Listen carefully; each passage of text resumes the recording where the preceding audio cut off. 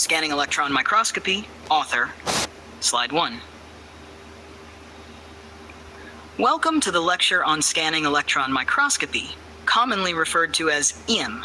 This is one of the most powerful and versatile tools in materials science, enabling detailed analysis of a material's surface, composition, and internal structure. Slide 2, outline. In this session, we will explore the various uses of SEM, the physics behind image generation, the core components of an SEM, what happens when an electron beam strikes a sample, the signals generated and how each contributes to characterization, especially secondary electrons, backscattered electrons, and X-rays. Slide 3, the most versatile instrument. SEM allows us to explore 1. Topography, the surface features and texture of materials. 2. Morphology, the shape, size, and distribution of grains or particles. 3. Composition, the elemental and chemical makeup of the material. 4. Crystallography, how grains are arranged and oriented. These properties are vital in determining conductivity, strength, reactivity, and other physical characteristics. Slide 4. How do we get an image? In short, a focused beam of high-energy electrons is directed at the sample. As this beam interacts with the material, it generates various signals. Some electrons bounce back, others cause emission from the surface, and X-rays are released. These signals are picked up by detectors, processed, and translated into an image.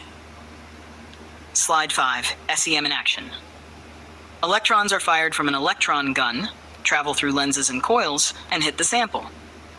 The emitted or scattered particles are captured by detectors to form an image. Here we see an example of detector setup and emission pathways. Slide 6. Components of the instrument.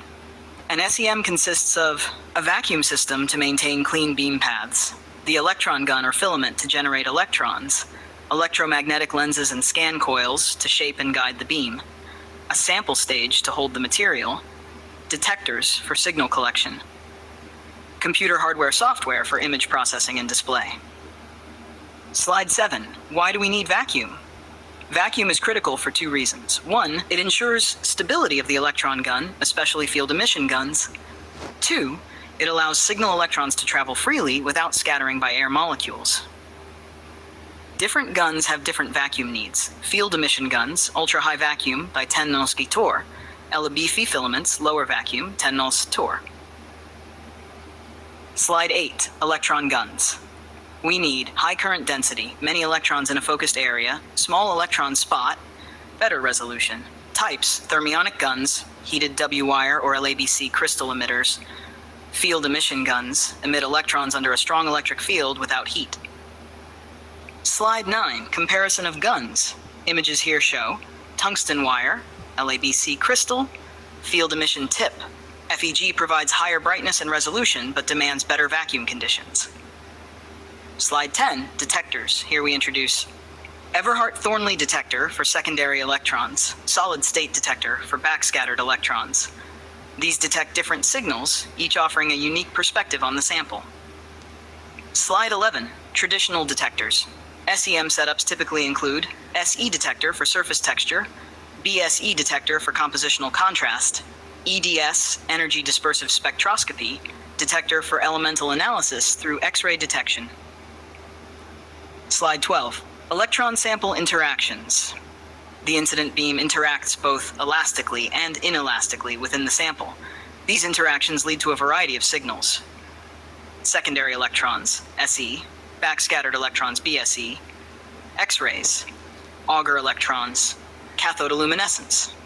The size of the interaction volume depends on the sample's atomic number and the beam energy. Slide 13. Signals from the sample. From a single point of impact, ejected from outer shells, gives topography. High-energy elastic scatter reveals composition. X-rays, element-specific photon emission, chemical mapping. Other signals include Auger electrons and light. Resolution limits. Although the electron beam can be focused to a nanometer-sized spot, the interaction volume is larger, limiting the resolution based on where signals originate, not just where the beam lands. Slide 15. Secondary electrons, SE. Low energy, 10 to 50 eViews. Only those near the surface can escape. More SEs are generated than primary electrons. Useful for topographic imaging. Types: SE1, emitted right at the beam entry, high resolution. SE2, emitted by backscattered electrons, lower resolution. Slide 16. SE1 versus SE2 visualization. SE1 arises from direct beam impact and is confined to a small area.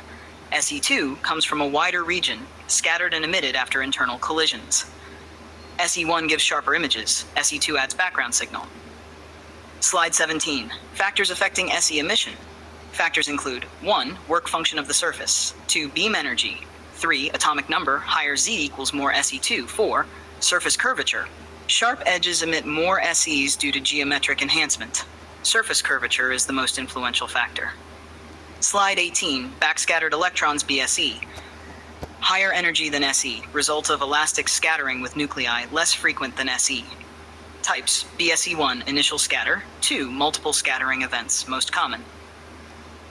Slide 19. BSE emission factors. Surface tilt. More signal is detected when the surface is angled toward the BSE detector. Atomic number contrast. Heavier elements, high Z, scatter more electrons.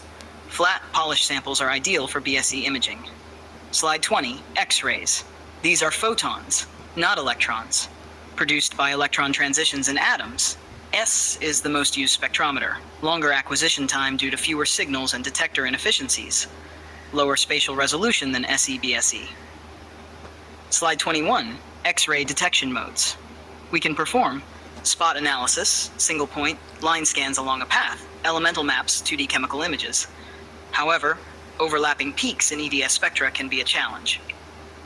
Slide 22. Beyond this basic lecture, SEM also supports advanced sample preparation, cathodoluminescence imaging, electron beam-induced current, orientation imaging microscopy, EBS-DOIM, focused ion beam FIB for cross-sectioning and nanopatterning.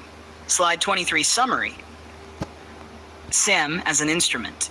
A focused electron probe is rastered across the sample. Various signals are collected and converted into images. Resolution can reach 1 to 2 nanometers in high-performance setups. Field emission SEM and environmental SEM enable analysis of challenging or non-conductive samples. Slide 24. Summary. Signals. High resolution, surface sensitive, curvature dependent, used for topography. BSE. High energy, atomic number contrast, used for compositional imaging. X-rays, element specific, enables chemical analysis, requires longer exposure time. End of narration. Would you like